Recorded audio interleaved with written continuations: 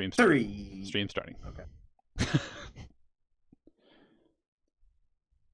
Yeah, let me know when the stream is starting, because I just want to get out all my racism and sexism and profanities before the stream has actually begun, which is right now. I'm going to proceed to just say extremely profane things in about probably 5 seconds from now, unless somebody interrupts me to let me know that the stream has started. Yeah, the stream definitely has not started yet.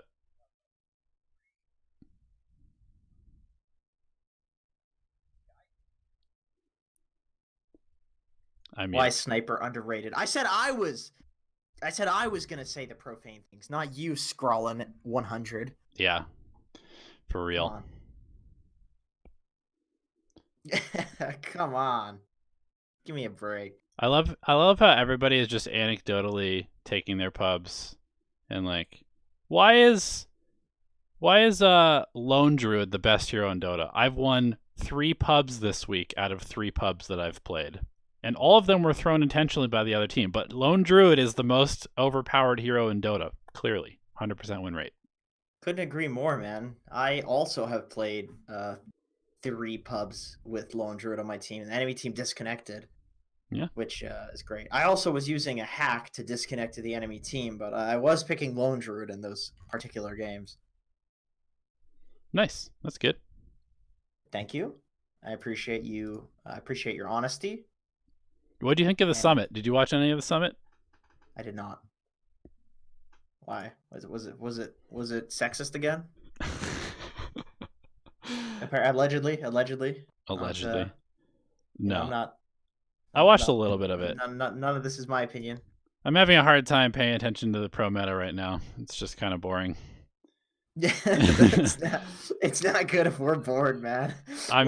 We're fucking fiends. I'm having a lot of fun playing pubs because I'm picking all sorts of stuff and picking heroes that I enjoy. But watching the pros play Void or Jug Mag or OD every single game is just like, snooze, Arama, pick something else, you fucks. Yeah. See, the problem is, like, a lot of these tier 2 teams aren't really.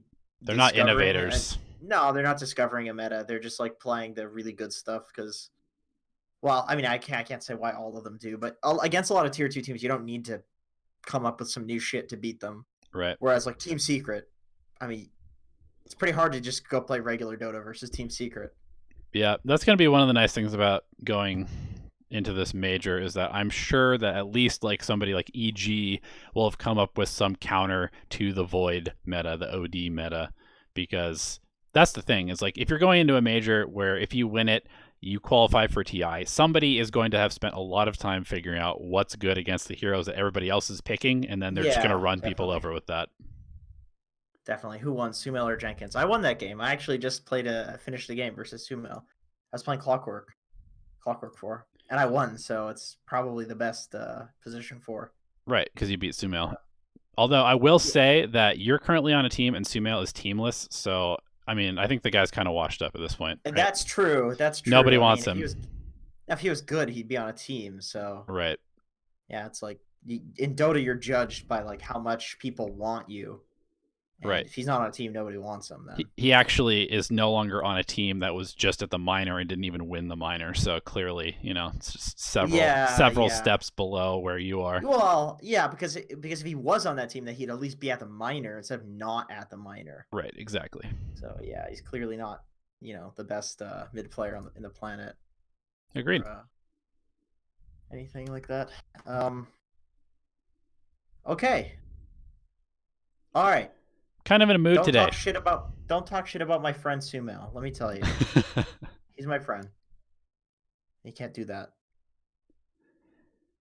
What were you saying? I just said we're both kind of in a mood today, so we should just get into the questions so we can yell at our patrons. What kind of mood? Like just fucking completely nonsensical? Yeah. You mean? It's one of those moods. Yeah, it's gonna be one of those today. It is. Okay, we'll get into the questions. Also, by the way, how do I sound, chat? Do I sound good? Because sounds so good. It sounds good when I record videos with this mic. Donnie, why is it that you sound so good right now? What is it in particular that's sounding fantastic?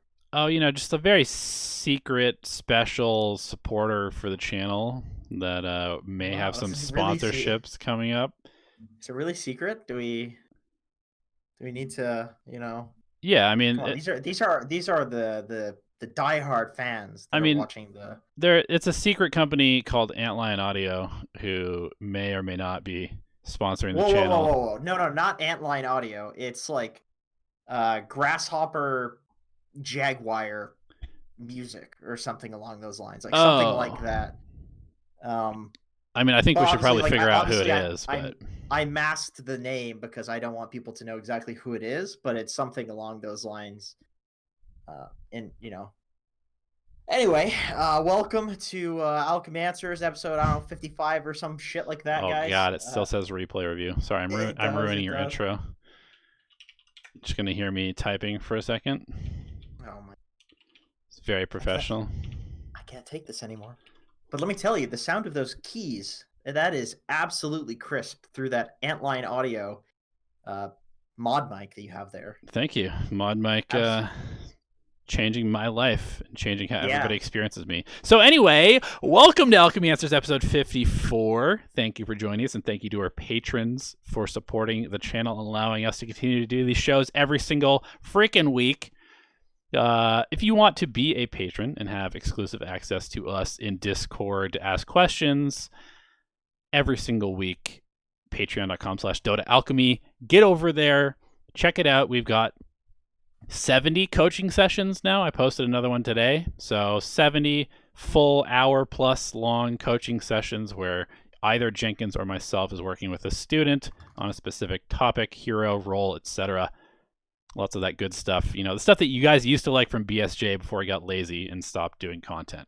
Yeah. Right. When he was making the big bucks from right. From YouTube. Game Jump. Right. Yeah. Okay. First question. Medieval, our boy. This is for you, Elevated, Donnie. He said, you once made a comment that you're playing on an alternate account in low 2K, and even though it was such low MMR, you couldn't understand why you were losing until you figured out what you needed to be doing in that MMR to win as a support. Can you elaborate on what it is that you need to do differently in low MMR support to get out of the trench? Yeah, I can. The answer is eat up space on the map and play as if you are a core, but also ward. That's basically what it came down to. I was playing so a little bit of context. I wanted to see how difficult the games were to play as a support because everybody was saying, oh, you can only climb as a carry. You can only climb as a mid. I can't climb as a support, therefore I'm never going to play support, and anybody who makes me play support is griefing the game, that kind of stuff. There's so many complaints about that. So I got my hands on a 1000 MMR account. I played about 25 or 30 games. I lost the first 3, and then I think I won 19 in a row or something like that. You're an account buyer, Donnie. And you account buyer. And basically what happened in those first 3 is I think I picked like Jakiro and like Vengeful Spirit, just like random position 5 supports. Owning noobs. And Smurfing. I probably bought, 20 wards, 30 sentries in the game, ended up with not a whole lot of items. But it was what I was discovering is that, I'd be placing these wards and be like, hey, let's play in this lane. And then my team would just be like passively farming in our jungle. And then, I'd buy some more wards and restock the wards that had timed out because nobody had taken advantage of them. I'd be like, hey, let's play around these wards. And they would just be passively farming in our jungle. And then just like one person would die. Another person would run over and die. And then the other team would just go high ground because nobody had buyback at 1k MMR. So after those 3 games of losing, I was like, okay, well, somebody has to push these waves out. And clearly my cores are not going to take advantage of these wards. So I'm just going to ward essentially where I think everybody should be playing, and then I'm going to play there. And then my team can just do their own stuff. And so I would essentially just shove waves. Then the other team would rotate 3 or 4 heroes to come kill this position 5 support. And I would TP out to the other side of the map, and then I would shove the top wave.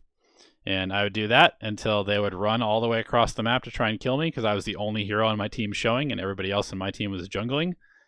And then I would, TP back to the bottom side of the map. And I would just push the wave, Oh, and sounds so stressful. then they would TP to the bottom side of the map. And every single game lasted like 45, 50 minutes. But I also ended up with like 20,000 to 30,000 net worth every single game because I was the only person hitting actual creeps on the map.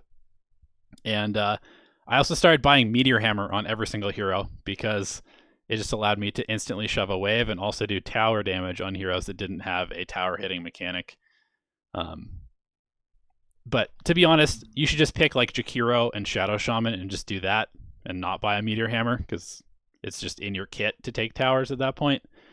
And then it's just extremely easy because nobody can deal with split pushing. Magical Taco Chef says, "Can people even use the mouse properly in 1K?" That's not entirely sure if that's actually the case because man, I definitely have run into a few people in 1K, and we've coached a few people that are in like the Herald and Guardian bracket that use the mouse not for movement. To click spells. They only click spells with the mouse, and then they use arrow keys for camera movement. Dude, I'm gonna call somebody out here. I mean, they're never gonna see this, but I'm gonna call them out. So I came from World of Warcraft before Dota, and I played with like a hardcore raiding guild. So people are like really into gaming. There's tons of like 40-year-olds and just people that are, they're gamers, but they're not just like 15-year-olds that like they're taking it really seriously. You know what I mean? And in their adulthood, so it's a little bit less. It's I guess it's a little questionable to some degree. I mean, anyway, so there was this one guy that I was playing with that he actually like got me into Dota originally. His name was Annalie. I think that was his girlfriend's name, and he just kept the name after she broke up with him.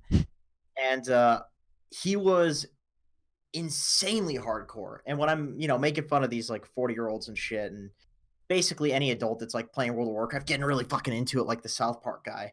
I'm kind of making fun of people like him, where he is so fucking into it that he just like would rage beyond belief if shit wasn't going right in World of Warcraft and obviously in Dota.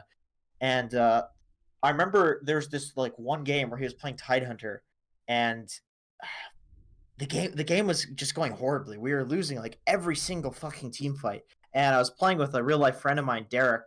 We watched the replay afterwards because we're like, man, why do we not have Ravage for this fight? Like, why do we not? This doesn't make any sense. We go to the replay, we watch it, and he was using Ravage to farm multiple camps.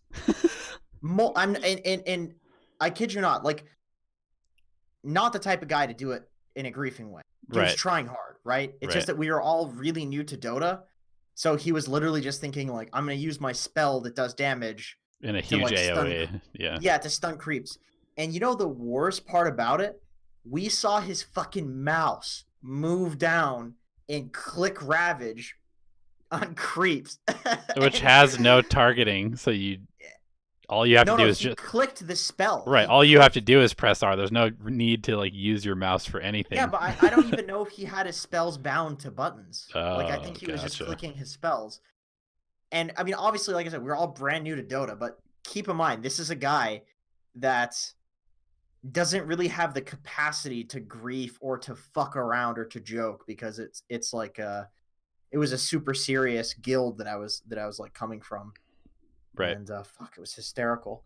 That's always the thing that we like refer. I might have the name wrong. I can't remember, but it was some girl's name. But I always go back to this when I'm hanging out with my real life friend Derek. We're like, man, remember that guy that fucking ravaged creeps and screamed at us for losing team fights? It's crazy. And I guess that would probably be Herald. That would probably be Herald level. So. Yeah, I agree. I don't know, man. Heralds are wild. They are wild. Completely wild. Like actual heralds, not Smurf heralds. Yeah. I mean, but there's like, people are herald for different reasons. There's some heralds that are just like insanely, with respect, herald players out there. Maybe you are legit herald for whatever reason. Maybe you don't play that much Dota. That's fine. But there are people who are herald because they're just insanely toxic, or they do just wild, wacky shit like clicking spells. Just like things first like item, like literally no item Dagon on Necrophos every single game or some shit like that. That happens a lot Yeah, like in that bracket. yeah, exactly. It's like going Dagon Rush as like a pause 5 Necro or something like that. Right. It's like Yeah, Jesus but Christ. essentially what it comes down to is if you want to climb as a support, I would say basically up until like mid 3K, all you have to do is just ensure that your lanes are pushed and just religiously keep the lanes shoved because nobody else will do it as well as you will. And most of the time, your team will just take the safe farm, regardless of whether you're strong or not. And so you might as well get some game changing items like a halberd or a hex or a crimson guard or a pipe that you would normally not get as a 5 that your team desperately needs in a game. And then that's how you have impact. You just have more farm than the other team because You're basically saying like you need to take what the enemy team is giving to you and what your team is giving to you. Like yeah, I always tell people who are, 3 to 4K that they need to play to their team's weaknesses, but in like 1 to 2K, you probably need to play more to the enemy team's weaknesses because they're probably giving you so much yeah, in the game that you shouldn't be getting, and just nobody's taking it. So if you just be the person that's taking that, you just end up with like 4 cores on your team instead of 3. yeah, Or you just exactly. end up as like the most farmed hero in the game, and you can carry even if you're a pause 5, you just run up to a lane that somebody else probably should be farming. You just take the farm. Yeah. And you And just do it faster. You're just like in one place. They're like, how could he possibly be in this lane and now in this lane and then back in this lane? It's like just moving there before you guys even have looked at the mini map because you guys don't know that it's down there in the bottom left corner of your screen. yeah. All right, moving on. Chai says, any tips for fidgety hand behaviors? I find myself clicking too much mouse and keyboard buttons that do virtually nothing. It has gotten me into some trouble during laning, being preoccupied with clicking nonsense instead of actual buttons that I need to press. So for me, I'm very similar. If you watch me like on stream, I mean, I might have even done it like dozens of times now on this stream. But if you watch me on like, I don't know, like let's say with recently Midas mode, I'm really nervous on that. Obviously, just like tons of people watching, I don't want to fuck up. So because of that, in games it's the same. Like I don't want to lose games of Dota, so I get nervous. I don't want to fuck up, etc., etc. I do this a lot. Like I do that, and I bite my nails. And there's like there's other things that I like tap my leg, and the most important thing that I would say for that, and the exact same thing during Dota. It's just that because I do things on camera, it's like you can fucking see this. My mom pointed it out. She's like, "I saw you did this a lot." It's like, "Oh God, I wish you didn't say that." Because I'm not even thinking about it, But I Right. do it during games too. And the way that I try to keep myself calm in games is by just like breathing and like refocusing myself by focusing on breathing. I know that sounds like really really ridiculous, but like usually if you're like fidgeting a Not lot, at all.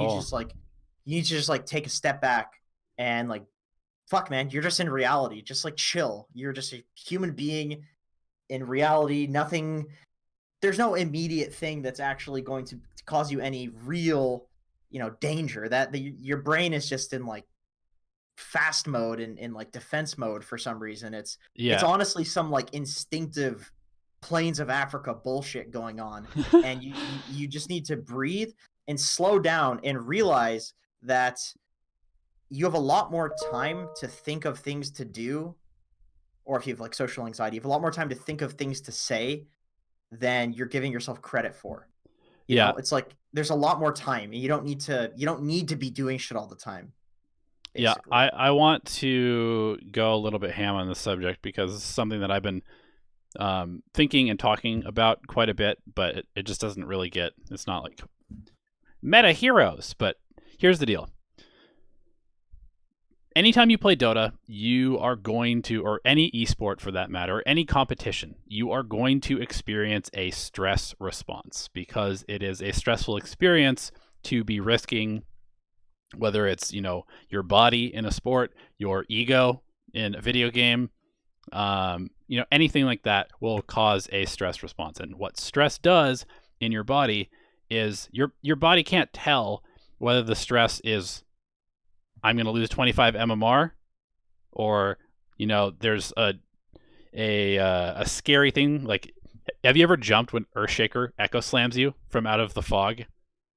And like, Sometimes, yeah. right, Sometimes it's other spells like getting yeah, it's something along those lines where right, you just like you're like so hyper farming a focused on what you're farming doing, a and then lane, and you're like, boom, oh fuck, yeah, yeah, that yeah. can shock you. So what's happening there is you're so intent on doing the thing that you're doing correctly that your heart rate is literally going up. Your body cannot tell the difference between getting ganked in Dota and literally being killed 10,000 years ago by a predator. So your body's going to go through the same cycle that you would back then, or in a real dangerous situation like being mugged or something like that. So your heart rate's going to go up. You're going to have adrenaline pumping through your veins. You're going to have cortisol starting to happen and be processed through your body. And what that means is that you are literally going into fight or flight mode. So what else happens when you're in fight or flight mode? You start like your blood pressure goes up, and possibly more importantly, your breathing starts to get very shallow and fast because your body's trying to take in as much oxygen as quickly as possible. So what you said there about breathing is actually the best way to reset that stress response, because a lot of that kind of cycle happens through your breath getting shorter, and it starts like, you start like hyperventilating and everything gets even more amped up. So if you can actually just calm your breath down, then the rest of your body will start to kind of reset based off of that, and you'll be able to kind of cool down that fight or flight response. And when you're in fight or flight, you're going to tunnel vision. You're not going to be looking at the minimap. You're not going to have peripheral vision. You're going to be just pure instinct in that moment. And chances are your instincts when you're scared are pretty shit, especially in a game like Dota.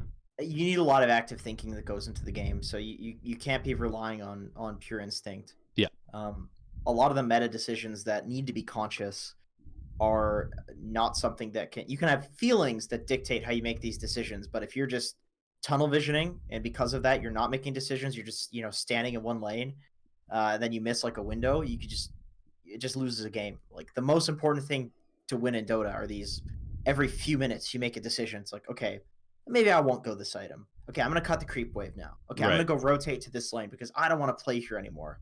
Hey, guys, let's play around Roche. Like, those things are what make or break Dota games. So if there's anything that's preventing you from doing that, you're pretty fucked. Yeah. But that's interesting what you're saying, Don. You're basically saying there's a physical component yes. to the deep breathing. Because for me, the deep breathing is just more like it forces me, because I'm focusing on the breathing, and my brain is stupid. It doesn't have very many brain cells.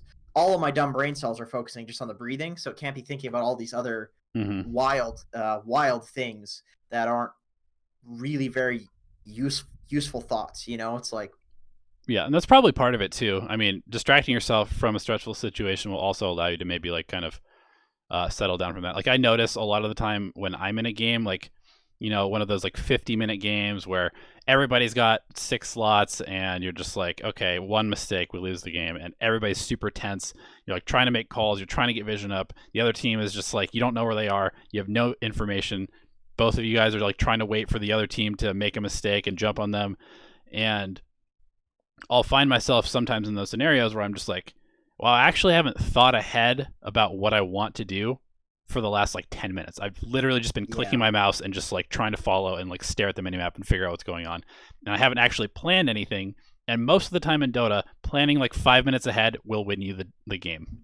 Like all you have to do is just think even 3 minutes ahead what you want to do for the next 3 minutes over and over and over throughout the course of a game, and you'll probably win. And if you get to that point where you're literally just like, I'm focusing so hard on this moment right now, then it's very hard to actually make good decisions. One thing that made me realize how emotional, I guess how deceptively emotional, is that the right way of saying that? It's deceptive how non-emotional people think it is. Like people think it's emotional and psychological, but not enough. People don't realize how much your like emotion plays into your decision making. And the reason I say that is because I'll watch like my girlfriend play a game, or like my brother-in-law, and they're just like super mad and like screaming about the game. Like basically like they've deduce that the game is lost. Hmm. And I look at the game, and it's like, man, I would actually have fun playing with their items in this exact scenario, but I haven't had to deal with the raging and the flaming and the feeding and the momentum that was lost. I don't have to deal with that. But like every time I look at these games, like my take on it is that a lot of the time it's an easy comeback. It's like Right. 5K gold deficit or something. It's not that big of a fucking deal. It's pretty easy to win. And then that sort of thing has made me have this realization that if I were to take myself out of my own games and somehow pause it and then go 2 hours later and play it again, I would be able to win that game because Yep. I wasn't being negatively affected by all of the shit in the game. I would just be looking at it more objectively. So whatever you can do, going all the way back to the question, whatever you can do to maintain that objective sort of mindset in this game is really important because one slip up in Dota 2 and you can lose the game. And I imagine a lot of other esports are like that too. That's the nature of anything that's just competitive and complex. So yeah, you wanna make sure that you're keeping yourself just objective, non-emotional, and just thinking clearly. Yeah, and I just want to add one last point to that, which is if you do lose the game, do not queue for another one, because what I recently discovered, I've been like winning several games in a row, and then I'll just go on this random losing streak, and it will feel like every single game is impossible. And today I just had the realization after I played a game and lost, and then went and left my room and went and did some other stuff about 10 minutes afterwards, and I literally left my room and I was like, that game was fucking impossible. Fuck that game. And then 10 minutes later, I was like, I could have done that, and that would have completely Yeah. changed the game. And so it's like, it's really just about you have to remove yourself from this, because if you just go into the next game thinking that my last game was impossible, as soon as something bad happens in your next game, you're going to be like, this game's impossible too. And it's just going to be this cycle of like, you're not going to look objectively at the game and notice, oh, it's only a 5K gold lead. All we have to do is win one team fight. You're going to be like, I they're think so farmed. We're not farmed. This game's, you know? one of the most humbling, I don't know if that's the word, but grounding, I used that word already, so that doesn't count. Just one of the most eye-opening things, there's the word, uh, is to look at your own replays in games that you felt like they were really fucking hard, and then you'll see that it's like, oh, they only had a 2K gold lead. Right. Like, why didn't we just not fight them here and then fight them in like 5 minutes when we were stronger? It's like, you think it's like, oh, we have to fight them because we're losing this horribly. And then you look back and it's like, no, they weren't really farming that much. They Right. couldn't. They were fighting you. And in the game, it can feel absolutely like you're just horribly losing. Um, anyway, moving on. Wink X11 says, as a pause one, if your support leaves you from min 1 to tri lane top and never comes back, is it okay to sit in lane and get XP and a little gold from pulling, even though you might be underfarmed at the end of the laning stage? Or is there some other course of action? Well, you don't quad lane, that's for sure. You could go dual mid and just tiny airlines, and then that's one way to get out of the game quickly. Yeah, that's a solid strat. If you're not concerned about winning or losing, that's the play. um, I would say your play is to like get a sentry, make sure you're dewarding the easy camp, uh, single pull as much as humanly possible, and just try to farm as much under your tower as you can. It's actually not as bad as people think to Hmm. be left alone in the safe lane. Whenever people think that it's bad and that they can't play alone in the safe lane, it's usually because they're not abusing the easy camp pull. So as long as you're using the easy camp pull, and if for some reason you can't pull and the lane is pushed out, you just go jungle like the medium camp in the nearby area, and then head over to defend the tower. It's not that big of a deal. If you have a couple of levels on most carries, you can jungle relatively fast. You don't want to just sit in lane and And get XP. soak, yeah. Yeah, you never want to do that in Dota these days. Ever since they changed it so that denies don't they give you basically nothing. You even though they buffed it, you still don't want to do that. It's very very ineffective. There's always stuff you can be doing anyway to get more. You just jungle and it's faster. You pull and it's faster. You use creep aggro to pull creeps into the tower. It's faster. All of these things are better. Yep. Yeah. I mean, you basically play it as if you're the off lane, is really what it comes down to, because you are. There's a tri lane in the other lane. You're a solo hero, so you're the off laner. Yep. Vici says, is it worth buying QB as a support first item against Treant? Yes, Mm-hmm. you should do that. You should do that. That is good. Yep. Cut all the trees. Okay. Um, I believe that's some Chinese characters guy. I'm sorry, I can't read Chinese. Says Jenkins, how to value bottle when you played mid heroes. Number one, what does your name mean in English? I'm curious. Number two, how do you value bottle? I would say that the first thing you want to look for is like what hero you are. If you're a hero that really needs a lot of mana regen or HP regen, then you can value a bottle higher, like such as Tinker, Storm Spirit. Also, if you're a hero who likes to gank and likes to roam between the lanes, then bottle's very good because the runes allow you to bottle a DD and then go run to a lane or TP to a lane or something like that. It gives you options, and then also gives you the sustain to push out a lane, pick up a bottle, go get the rune, kill a lane, have the bottle, go back to lane with full mana and full HP. So heroes like Queen of Pain, Storm, like SF if you think that you need the regen or if you want to gank more. Puck. It just depends on Puck. It just depends on what you want to do in the game. If you just want to like sit and play the lane and not move at all on something like an OD, for example, and this hero doesn't need any HP or mana regen, that's why this hero doesn't buy a bottle. Like Invoker, similarly, like this hero has built-in HP regen. It doesn't need mana regen. He'll go for like a Bassi for that. So people don't really want a bottle on him because he does roam. I mean, he actually does roam, so that's kind of a weird one. But the hero has like built-in regen, and you can like pick up the runes and still roam, and you really don't need the regen component that comes from the bottle on that hero. So I guess my answer is if you have a hero that both needs regen and kind of wants to get active with a rune, then it's pretty good. Yeah, I think the one component that makes it even better is if you feel like you're going to be in a lane where trading is very important, like a Quap against a Tinker, for example. Both of those heroes really want to just be blasting the other person out of lane a lot of the time, or like a lot of the heroes that we mentioned that like to rotate tend to be kind of like Puck against Queen of Pain. They're both constantly trying to like pick at each other's HP and mana so they can set up kills early. And so they're constantly using mana, they're constantly using HP to trade, and so having that bottle is super, super value. Plus, they also rotate really well with power runes. Yep. Yeah. It's like a combination of those things. Even something like a Tinker, like the hero is pretty decent at rotating because he has shitloads of nukes. Mm, But if you can bottle like a haste right. or an invis, makes you like ungankable. They just can't kill you, so it's pretty nice. And also heroes that can push out the lane first are good with bottle, because that way you can actually have rune control. Right.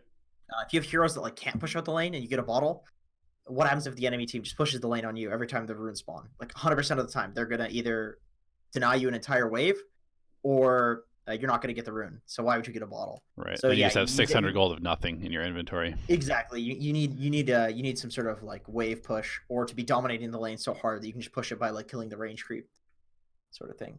Okay, moving on. Elliot says, I don't think this question ever got answered. I should blame Donnie for that. What factors should go into who should occupy the off lane once the enemy's safe lane tower is down? It's basically just like who can farm there. It really depends on like the other sources of pressure on the map. Sometimes the enemy safe lane is like a Slark, and you take the tower and he just sits in that lane, and you have, I don't know, let's say like a safe lane life stealer. Life doesn't really want to go run over there and lane a Slark, right? But something like a Rubik who can just zap the wave is fine doing it. But if you have the Slark and then they have some, like, I don't know, some nakes, then your Slark can go rotate towards that lane. So it's basically just who is comfortable occupying that area.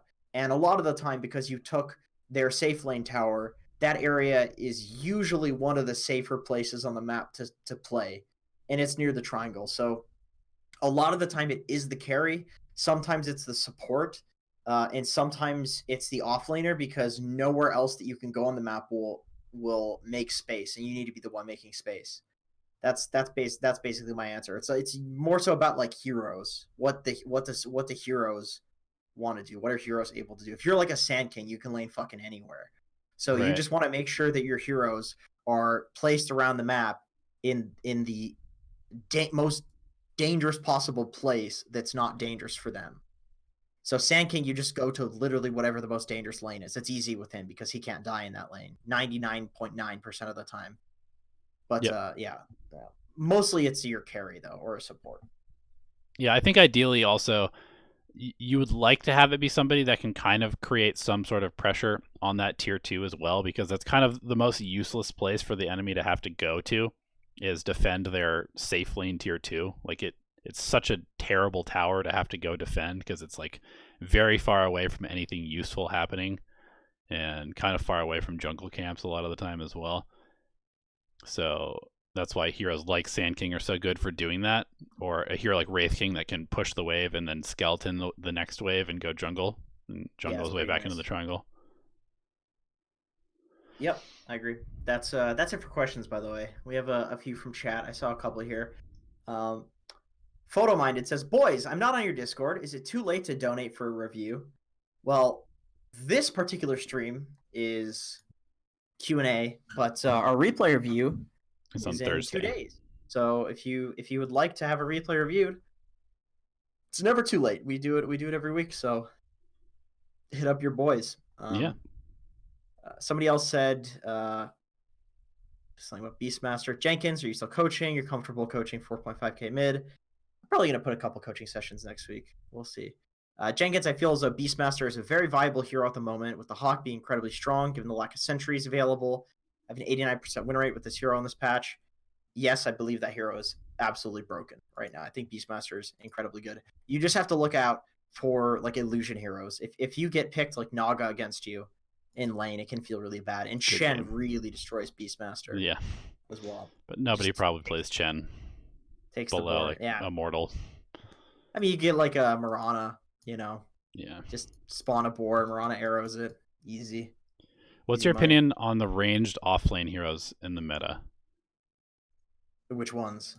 That's just the question. Is what's your opinion on ranged offlane heroes in the current meta? I honestly think that there's like more space for them. I think that ranged offlane heroes are being undervalued. Yeah, I feel like a hero like Enchantress even. I think I still have Enchantress in A tier. It just seems like it's so good against a hero like Jug or Lifestealer, that Wraith King even, that just wants to sit there in the lane and do nothing, and then you just own them. You just own them. Yeah, definitely. I think that like Sand King, Night Stalker, Abaddon, Legion Commander. I think these are good heroes. I think they're really good heroes, but I think that there are certain carries, like you said, that you can just really bully, and certain supports too. Yeah. There's heroes like Ogre that just own like all of these Abaddons and Legions because Ogre just stands there and trades. And you can pick something like an Enchantress or like a Leshrac, and it's a slow melee hero versus a ranged hero. Like it doesn't do anything. Right. Yeah, I actually KP he's playing on TNC now, right? He played offlane Veno a couple of times at ESL and destroyed with that hero. And that hero is another one of those that can really destroy these like melee, slow, safe lane heroes. Dude. Have you tried playing Void versus Veno? It's miserable. Not possible. Miserable. I mean, like I've had people pick Jug or like Nakes to try to lane a Veno, and it's like, dude, you're insane. Like I get why you think that would work. Oh, Lifestealer, he regens, right? And he's magic immune. Jug, he's magic immune. He has the healing ward.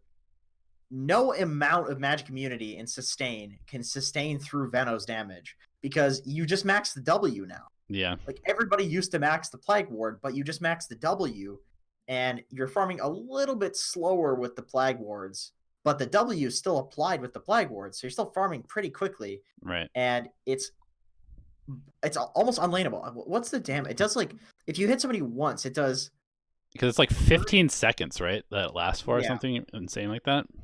30 times 15 damage. So let me do my dumb. All right, 450 damage if you hit somebody one once. right click. Yeah. From one single right click.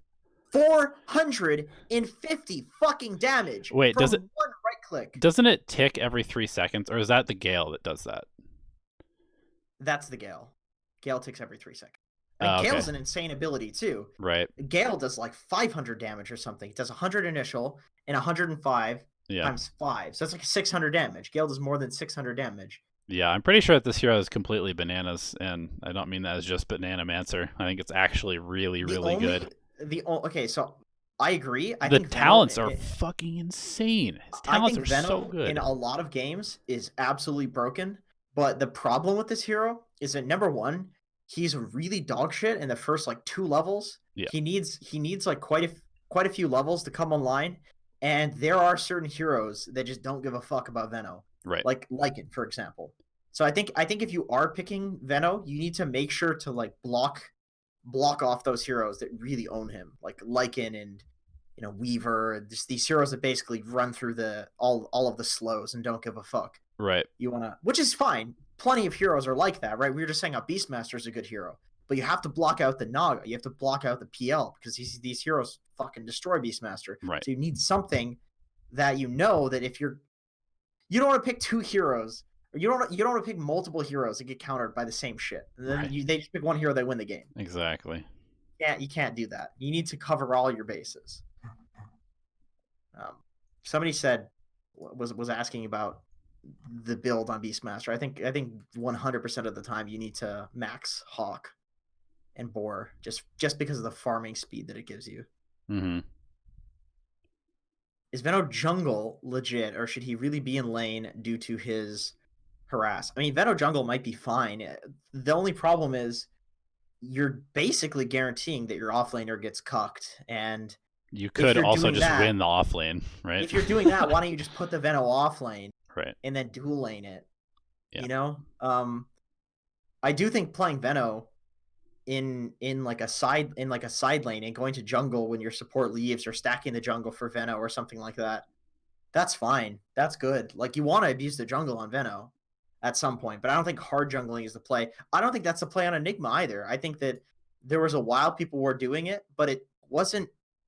That was like a Dom rush into a level 4 Enigma running at your tower. Right. It wasn't for very long, and it was for a specific timing. And then when they nerfed the Dom, people started doing that, but they just come out of the jungle. Well, they were either losing or they were coming out of the jungle earlier and being active. It's like It's like a pseudo jungle. You go help the lane a bit, maybe pull the creeps, block the pull camp, do a little bit of harass, go jungle, pull the lane back, get a couple of items, maybe mana boots, maybe some levels. Like, you just play off of like the smaller timings instead, and I think that's possible, but that's not really jungling. Right. There's no hard jungles anymore in Dota, really. Thoughts on PA this patch, specifically the Battle Fury Deso BKB build. Is Battle Fury something that PA should be buying without a mag on her team? Is Battle Fury an item PA should be buying without a mag on her team? Probably. That hero's pretty dog, though. PA is just a weak hero. I think, it's kind of interesting. I feel like you have to read the game, because PA can be a fighting carry if you build her differently, if you don't go for Battle Fury. I watched a game of Crit playing PA, and he, I think, went like phase double Wraith into Desolator, BKB, Satanic Divine. Like, legitimately, Divine Rapier is like a 4th or 5th item on that hero. Like, that's how people are playing it right now. That's crazy. Yeah. That's wild. Oh, it was Divine and then Ags, because Ags resets when you get a kill, resets all of your cooldowns. So you literally just dagger somebody, crit them, they die with a Divine Rapier, resets all of your cooldowns. You jump on somebody else, crit them, they die, resets all of your cooldowns. Triple dagger. Yeah. Talent. Jesus Christ. That's wild, dude. Okay, we actually have 2 more questions from patrons, by the way. Cool, let's do it. So Jestraga says, should I prioritize Poison Touch as Dazzle position 5? I've watched some high MMR supports doing it. I don't think it's a good idea. What do you think? I think it's good if you need to push out waves. I think that probably 2 points in Poison Touch for laning is good on position 5 Dazzle, and then you probably want to max like your heal and your Grave, because he doesn't get that many levels. But when I play 4 Dazzle or I play 3 Dazzle, I max the Q just because I know I'm going to be running around pushing out lanes by myself. Yep. And it lets me do that.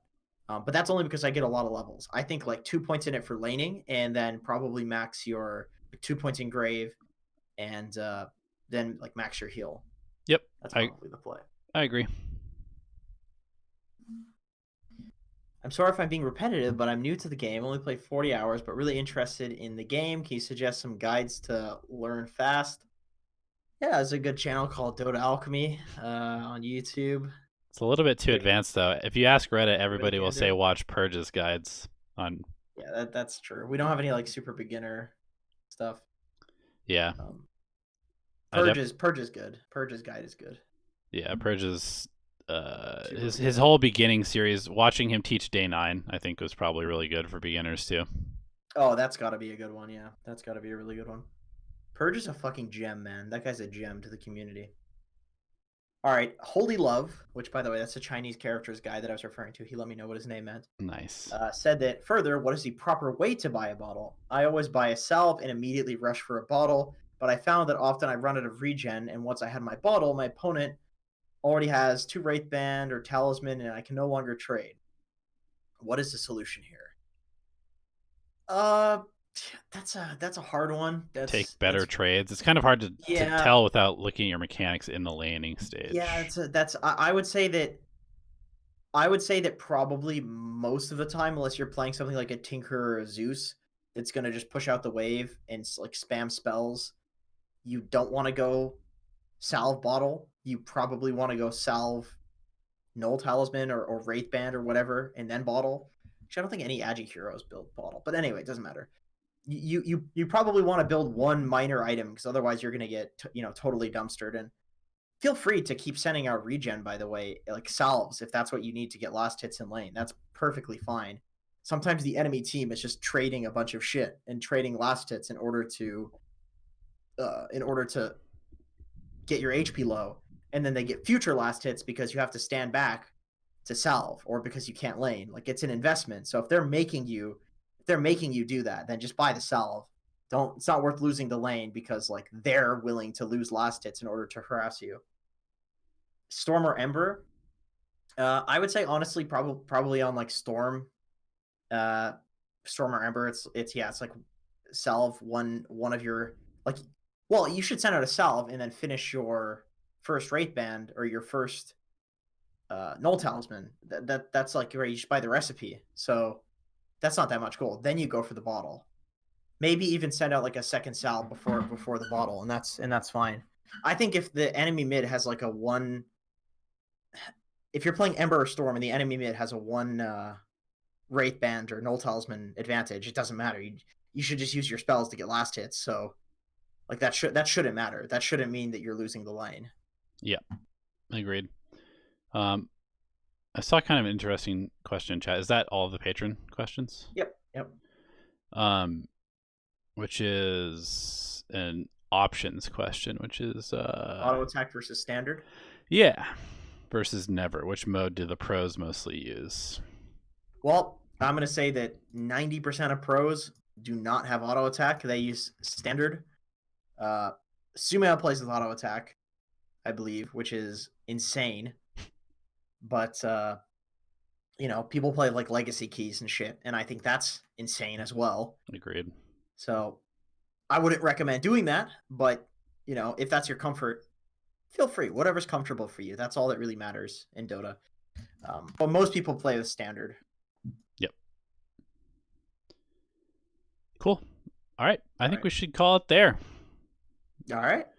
Thanks, boys and girls. Yeah. Thank you, everybody. Patrons. We will we'll see you on Thursday for replay review, hopefully.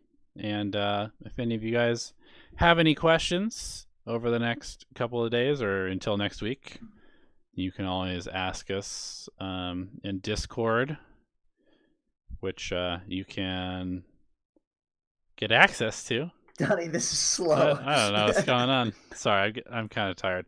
We're both losing our minds today. Zoning right now. Anyway, what I'm saying is if you guys have questions, we have a Discord that's very active, and we also have a Patreon specific channel where you can ask us questions as well. When the weed hits you at the end of the stream. Hits you hard. All right. We'll see you later.